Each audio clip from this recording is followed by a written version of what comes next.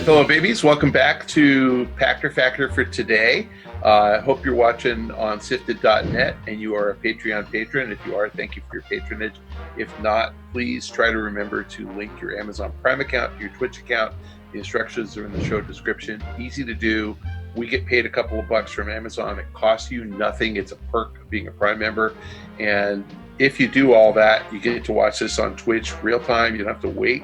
So there's a benefit to taking that extra step, and then it's just a renewal click button every month. Please do it. We can use the extra cash.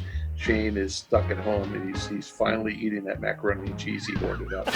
All right, today's question from YouTube, from Jalen Dig 03. Do you think it was the right call by Microsoft to show B and C level third-party games before showing what the Xbox Series X can really do with its first-party games? What's your take on the whole gameplay controversy? You know, I think that people have expectations that are way too high. I don't think Microsoft, sold this as anything more than they were just going to show third-party support. And so I very firmly expected that we were going to get, just a large quantity of titles. I didn't expect we were going to get, the next generation versions of all the first-party Call of Duty and FIFA on there. I thought we were going to see a lot of small games. And I think that Microsoft's intention is to bleed this out over the next several months.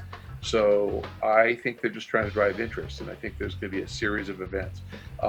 With respect, had they really wanted to bring out the big guns, it would have been Phil Spencer and not Aaron Greenberg as your host.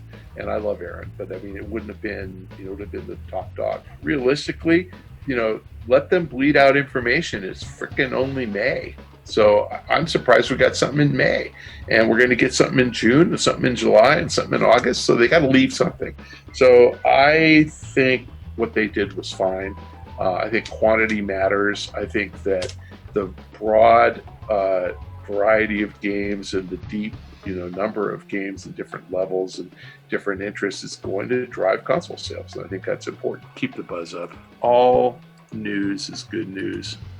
Have people talking about you. Better they're talking about you and saying bad things than not talking about you at all. And like I said, I mean, maybe their problem was maybe they oversold it. So when they said third party, people expected to see Cyberpunk. Gameplay, in-engine footage. It's like, what is in-engine footage? It wasn't a cutscene, but it's like, so even if they use an imprecise word, you could still get a feel for the game. Like, do you care? I don't care.